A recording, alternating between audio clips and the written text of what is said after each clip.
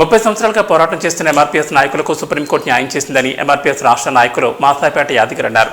మెదక్ జిల్లా మాసాయిపేట మండల కేంద్రంలో గురువారం ఎంఆర్పీఎస్ నాయకులు మీడియా సమావేశం నిర్వహించారు. సుప్రీంకోర్టు ధర్మాసనం రాష్ట్రాలు ఎస్సీ వర్గీకరణ చేసుకోవచ్చంటే ఇచ్చిన తీర్పును హర్షం వ్యక్తం చేశారు. 30 సంవత్సరాలుగా ఏబీసీడీ వర్గీకరణ కోసం మందకృష్ణ నాయకత్వంలో పోరాటం చేశామని, నేడు పోరాటం ఫలించిందని సంతోషం వ్యక్తం చేశారు. వర్గీకరణకు అనుకూలంగా తీర్పిచ్చిన సుప్రీంకోర్టుకు ధన్యవాదాలు తెలుపుతున్నామని అన్నారు. ఈ కార్యక్రమంలో ఎంఆర్పీఎస్ నాయకులు విజయ్ కుమార్, ముఖ్య యాదగిరి, దశరథ్, శంకర్, ఎర్రస్వామి, గుడ్డి రమేష్ తదితరులు పాల్గొన్నారు.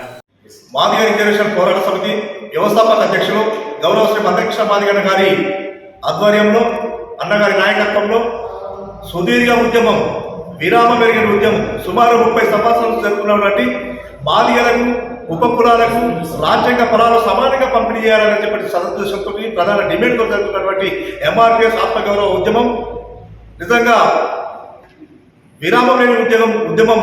ఈ ఉద్యమం అన్ని వర్గాలకు మరి సామాజిక న్యాయం అందించాలనే లక్ష్యంతో జరుగుతున్నటువంటి ఉద్యమం. ఈరోజు ఈ ఉద్యమం మీద సుప్రీంకోర్టు ఎస్సీ వర్గీకరణ అమలు చేసుకునే అవకాశం రాష్ట్ర ప్రభుత్వాలకు ఉందని చెప్పేసి మరి తీర్పు ఇవ్వడం ఇది మాదిగల విజయం అనే విషయాన్ని గుర్తు చేస్తా ఉన్నాం. మందకృష్ణ మాదిగ నాయకత్వంలో ఎంఆర్పీఎస్లో పనిచేస్తున్న ప్రతి ఒక్క ఉద్యమ కార్యకర్తకు ఈ విజయం మరి వర్తిస్తున్న విషయాన్ని గుర్తు చేస్తా ఉన్నాం. కీలక తీర్పు ఇచ్చినటువంటి సుప్రీంకోర్టు ధర్మాసనానికి మరి ధన్యవాదాలు తెలియజేస్తా ఉన్నాం. మాదిగల గెలుపులో ప్రధాన పాత్ర పోషిస్తూ మరి ముందు నుంచి అండగా ఉన్నటువంటి బీజేపీ ప్రభుత్వానికి కూడా ధన్యవాదాలు తెలియజేస్తా ఉన్నాం. మోడీ గారు ఇచ్చినటువంటి హామీని ముందుకు నడిపించి ఈరోజు సుప్రీంకోర్టులో ఒక అనుకూలమైనటువంటి తీర్పు రావడానికి మరి ప్రభుత్వమే కారణమైన విషయాన్ని కూడా గుర్తు చేస్తా ఉన్నాం.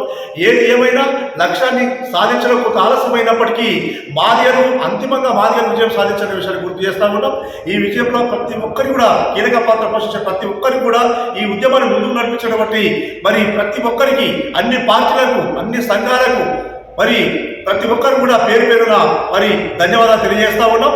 మరి ఇంకా ఏదైతే సుప్రీంకోర్టు తీర్పిచ్చిందో ఆ తీర్పును వెంటనే అమలు చేసే విధంగా రాష్ట్రాలు చొరవ తీసుకోవాలని చెప్పేసి ఈ సందర్భంగా డిమాండ్ చేస్తా ఉన్నాం.